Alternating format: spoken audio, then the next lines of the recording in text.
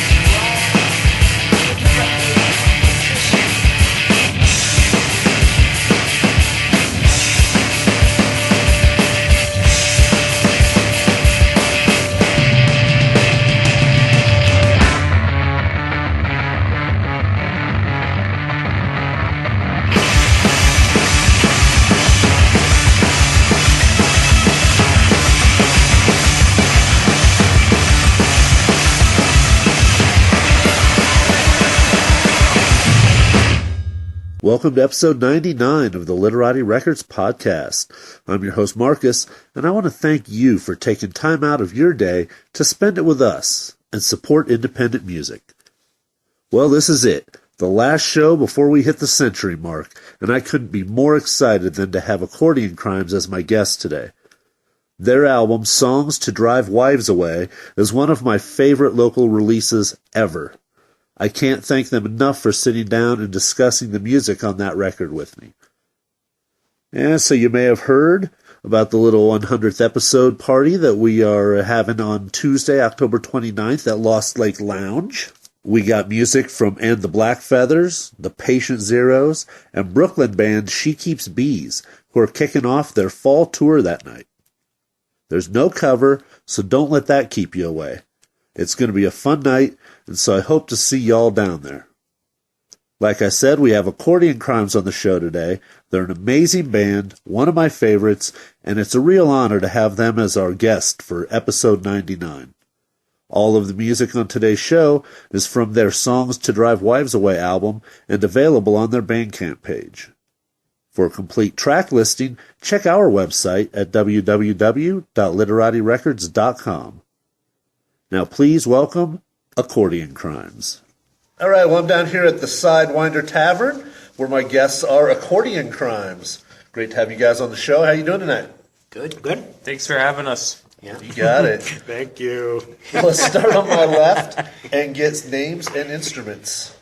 I'm Bryan. I play bass. I am, I'm going to be known as son of Bryan. I play drums. And I'm Bryan, and I play guitar. Okay, I have to ask because I'm dying to find out. How did you guys find each other and become a band? I think it goes back to these guys, which they can talk about. Yeah, Bryan and I were roommates and been friends for a long time. And, so I've known him for a long time. But anyway, we didn't start that way. Got another band, which Bryan joined. Yeah, and that failed. And then we were roommates. Yes. So we had essentially the roommate connection. So when that last band failed, we're not going to mention the name because that's not important. It's been everything but a three-way. It's been a two-way. Yeah. Bryan and I just need to shack up one night. Yeah. And then I've been with them both. Dave's been a but two-way. they've never been together. Yeah. Gotcha. I hear stories from him. It's awkward. Yeah. No, but I think he's talking about how the band started, but that's fine. Yeah, it's Dave, cool. Dave went back about another 10 years before that, but that's a good start. But yeah, we were roommates and we started a band. As you can see, our email is World War II band at Yahoo because we were going to be the World War II. There's just two of us because we couldn't find anyone either with the same interest. Mm-hmm. And we really sucked as a two-piece. We had like 2 songs and we were a two-piece. So. I actually own a recording studio, and so they asked to record. They were asking about doing stuff. I was like, yeah, that's cool. And I was like, well, so it's just 2-piece, huh? They're like, yeah. I'm like, so you looking for a bass player? And they're like, maybe. Maybe. Are you looking to play? And I'm like, maybe. Sort of went back and forth for a little bit. I was like, okay. So I sort of... This is about how we write songs, too. Yeah. Maybe? I sort of Maybe. came over to Dave's house and just started playing, and it sounded really cool. Well, many people play aluminum guitars to get that metallic tone.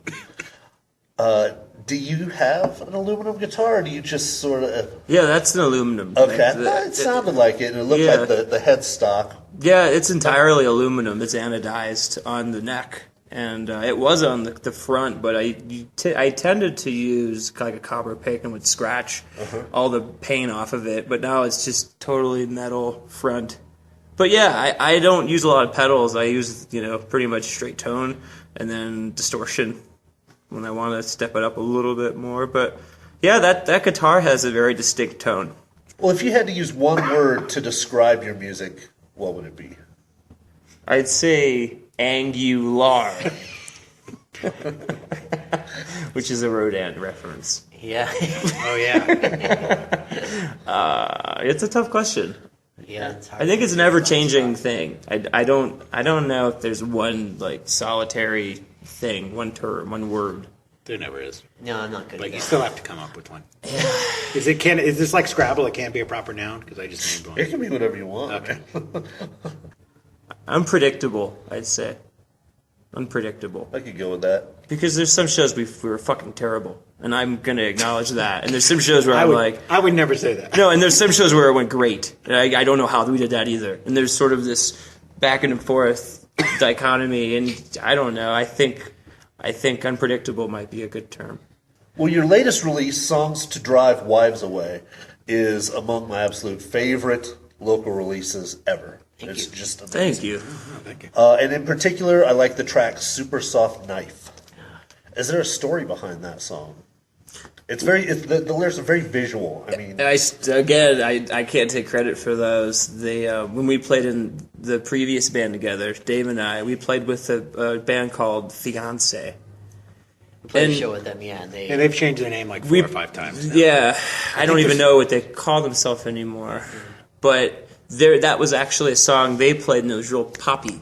It was very like, I don't even want to do an impersonation of it because I'm going to bastardize it. But it was very major key and radio friendly pianos and harmonies, and we just stole the lyrics. And then you did the music without... yeah, lyrics, we right? just played in drop C and then started singing their words over it, and then. And that's one of the few ones that we came up with as a That was one of the before first songs that we ever actually wrote. has lived on, I think. Yeah, Bryan actually has the original recording with us as a two-piece playing it. So it's like one of the first songs I ever played with. They played, and immediately I did some like weird stuff, and it turned into like some Rodan sound, which was... it's got its own pace, its own timing. It's like, it cannot be rushed. We played it for the first time in like about a year, and I listened to the recorded version recently just because I wanted to hear the pacing, and it was so slow on the record compared to how we've been doing it live. But that's fine. Like, It's languid. yeah, it can the do its own arpeggiated thing. guitar sounds so good slow. Yeah, If you don't arpeggiate it, it's just so much space. yeah. It's like doom metal. Well, the string arrangement on Forecast is very cool, too. About a minute into it, it just gets cut off, and this killer bass and guitar groove comes in, but the strings return later. We asked Madsen Jones, or I used to know Madsen Jones, well, still do, but they were an old band from here. Ended up Becoming landlines? Yeah, becoming landlines. And so we had an idea. I don't even know who had it. We just had an idea of something drastic like that, strings. I had seen Anna play at a UMS just solo, and I was entranced with what she was doing. And there's really sweet parts of that song that are really melodic. And we had previously recorded that song, and I think reassessing it and putting it out on the 12-inch new recording and bringing that element in, it was just ear candy. And it's something that I want to hear on a record, but nothing I want to hear live. It's really funny because when I listen to that segment, I think my favorite part of that entire opus, we'll call it, is this one moment you hear a chair creak. Yeah. And I actually got to show that to Jay Ryan because we were considering going to Chicago and playing with Dianoga. And he wanted to hear a track, so I sent him that. And that's the only thing he said about the track. I like that chair creak moment. And I thought, I know, isn't it the best part of the song? And it's an accident. Well, who are some of your favorite local bands that you think our audience should check out? That's a great question, We were asked this question on the radio in Boulder on 1190, and we didn't have an answer because we were so on the spot, and I think we had just gotten playing, and I think our mind was elsewhere. You sound like if you asked the band Tennis what your favorite record store in Denver would be, that's kind of like asking us. I have a lot of favorites. It just sounds really bad. I have a lot of favorites. I really like I Sank Molly Brown. Yeah. I really like those guys. I saw them play last month, and I think I wrote Johnny Moses, their drummer, a love letter about how great of a drummer he is. Oh, he's good. They're definitely one of the best undiscovered bands in Denver. So more local bands. I recently saw a band called Hooper.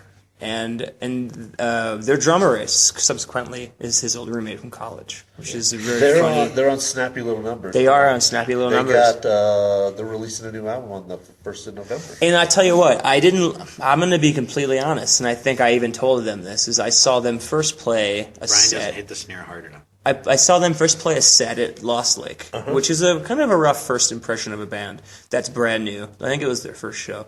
And I wasn't really taken in by it. I think that's fair to say. And I went and saw them again because they played at the Larimer Lounge recently. But they were, they just pulled a 180. They had a lot more range, and they had these dropout moments that had kind of some Constantine sort of elements, and maybe even weaker thans and stuff from some more of my history of Canadian music, I guess. But yeah, they were really great. I like what they're doing a lot. So Hooper. Dirty Few, I'd say, are on the list of bands to look out for. I see them everywhere, and they really stand out. But Tomahawk Fox was really good. Your live set at this year's Gold Rush Festival was a huge highlight for me. Any upcoming shows you want to plug? We're going regional in November, so we're doing Minneapolis with our friends Buildings. And then we're going to do Chicago with some new friends called Sewing Needle. And then we're going to do Lawrence, Kansas with The Regrets. What track from Songs to Drive Wives Away should we close the interview with? Probably the one with the truck at the beginning, with this just driving away the truck. Speaker. Because that's the self-title comes from that track. All right. Well, thanks, guys, for getting together with us and answering all my stupid questions. No, they were great questions. Great questions. It's a pleasure to have you on the show, man. I love your music. Thanks for having us, and thanks for giving a shit about local music. Yeah, thank you. Yeah.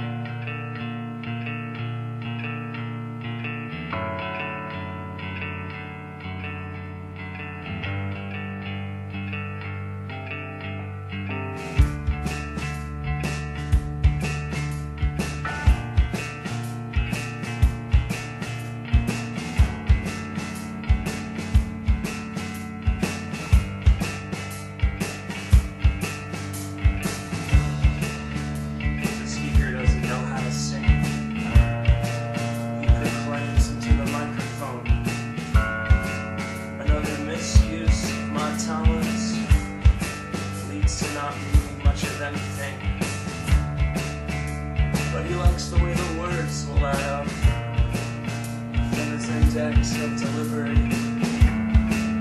studies himself, well-read, believer in the law of consistency.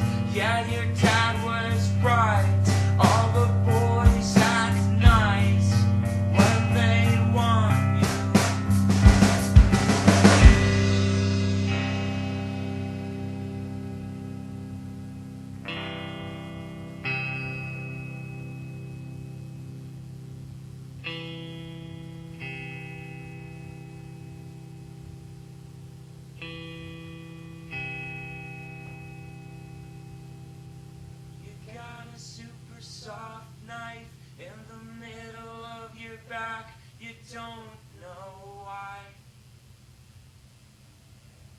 You got a super soft knife in the middle of your back. You don't know why.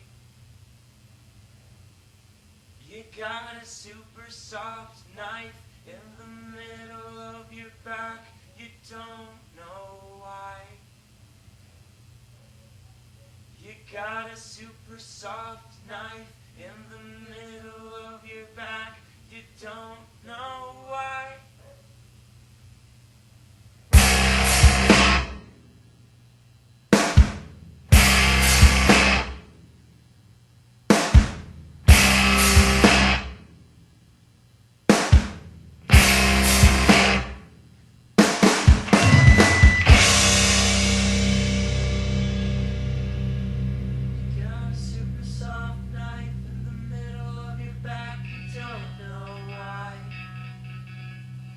Got a super soft knife in the middle of your back, you don't know why. You got a super soft knife in the middle of your back, you don't know why. You got a super soft knife in the middle of your back, you don't